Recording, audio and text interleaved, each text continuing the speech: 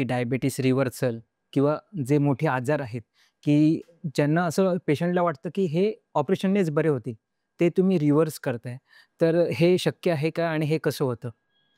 हा खूप महत्त्वाचा प्रश्न आहे आजच्या बरोबर. तारखेला.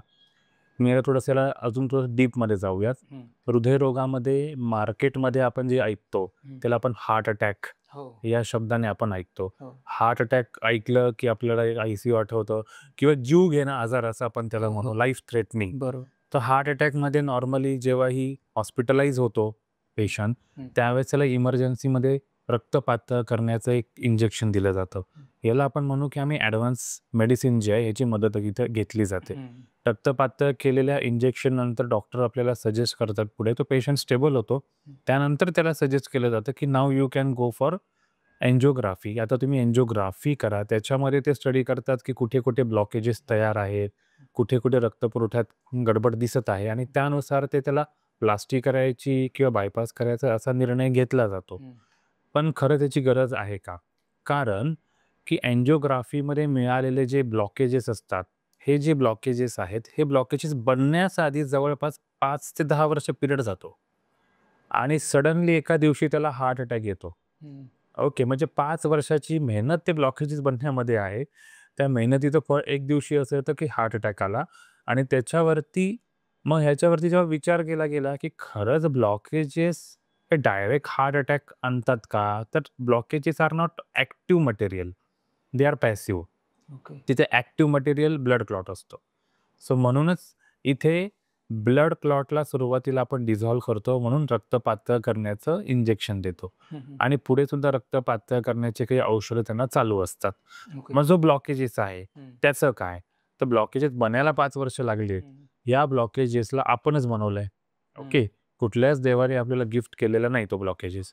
हा ब्लॉकेज आपण स्वतः बनवतो. आपल्या लाईफस्टाईलमुळे आपण त्याला आणतो. बरोबर. आपण आपल्या लाईफस्टाईलमध्ये सुधारणा केली, आपला व्यायाम, आपलं काही डाएटल्या गोष्टी, या गोष्टींना थोडी सुधारणा केली, माधोबागची थोडी सपोर्ट ठेवला, तर आपण 100% या ब्लॉकेजेसला पुढच्या 3 ते 4 महिन्यामध्ये पुन्हा रिव्हर्स करू शकतो. हं, हं, हा तर राहिला आपल्या हार्टमधल्या गोष्टींचा. हं. याच्यामध्ये डायबिटीज आहे. डायबिटीज तर आता भारत ही डायबिटीजची एक राजधानी आहे आजच्या तारखेला. बरोबर. इतके डायबिटीजचे पेशंट आहेत. तुम्ही पाहाल की 5 लोकांमध्ये 1 डायबिटीजचा पेशंट तुम्हाला सहज मिळेल. हो. आणि असंही सिच्युएशन निदर्शनामध्ये आली आहे रिसर्चमध्ये, की प्री डायबिटिक केसेस पण खूप जास्त आहेत, हं, की ज्यांना माहीतच नाहीये, की डायबिटीज आपल्याला झालेला आहे. त्यांना माहीतच नाही. त्यांनी कधी चेकअपच केलेलं नाहीये. हं. त्यामुळे प्री डायबिटीज आणि डायबिटीज असे इतके जास्त प्रमाणात पेशंट आहेत ना, याच्यामध्ये तो आजार इतका आतमध्ये स्प्रेड होऊन मग जेव्हा तो सिम्प्टम्स दाखवतो, काही लक्षणं दाखवतो, हं, जसं की पेशंटला रात्री लघवीला उठावं लागतं अचानक, जखमा भरत नाही, युरिन इन्फेक्शन व्हायला लागतात, खूप तहान लागते. असे जे काही सिम्प्टम्स हळू त्याला दिसायला लागतात, मग तो जाऊन चेकअप करतो, की मला असे-असे त्रास होतात. तोपर्यंत डायबिटीज शरीरामध्ये पूर्णपणे पसरलेला असतो. हं. आणि अशा पेशंटला फॉर एक्झाम्पल आता मी सांगेल, की 35व्या वर्षामध्ये पण डायबिटीज सहज पेशंट भेटतात. हो. हा पेशंट जगेल 70-80 पर्यंत, तर तो पुढचे 40 ते 45 वर्ष तो मेडिसिनवरती डिपेंड असतो. आणि खरंच मेडिसिन खाऊन डायबिटीज जातो का? हा खूप मोठा प्रश्न आहे. बरोबर. परंतु मेडिसिन खाऊन डायबिटीज कधीच जात नाही. हं, हं. मेडिसिन खाऊन तो फक्त मॅनेज होतो. हं, हं. ओके. सो रूट कॉजमध्ये जाऊन, शरीरामध्ये जाऊन, की शरीरामध्ये कुठल्या अवयवांमधून ह्या शुगरवरती कंट्रोल ठेवण्याचं काम केलं जातं. त्या अवयवांवरती जर आपण काम केलं, हं. तर डेफिनेटली डायबिटीज कॅन रिव्हर्स. तर 100 दिवसांमध्ये हा मधुमेह रिव्हर्स होऊ शकतो आणि तो पेशंट पुढचे 40 वर्ष जे औषधं खाणार असतो, हं. तो विदाऊट मेडिसिन त्याचं आयुष्य जगू शकतो. अच्छा. याच्यामध्ये सुद्धा डायबिटीजचा पेशंट असं कधी होत नाही, की 40 वर्ष एकच गोळी खातो. हं. हो, 1 गोळी, 4 एक वर्षात 2 गोळ्या, पुढच्या 4 एक वर्षामध्ये 3 गोळ्या, 4 गोळ्या, परत पुढच्या 4 एक वर्षामध्ये तो इन्सुलिनवरती असतो. हं. त्या गोळ्यांचे साइड इफेक्ट किडनीवरती झालेले असतात हो. किंवा हार्टवरती झालेले असतात. म्हणजे किडनीच्या वेगळ्या गोळ्या, हार्टसाठीच्या वेगळ्या गोळ्या, यांचा साइड इफेक्ट डोळ्यांवरती होतो.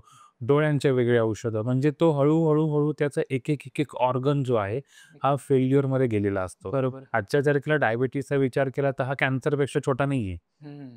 तो सगळीकडे पसरतो, सगळ्या ऑर्गन्सला त्रास देतो. बरोबर.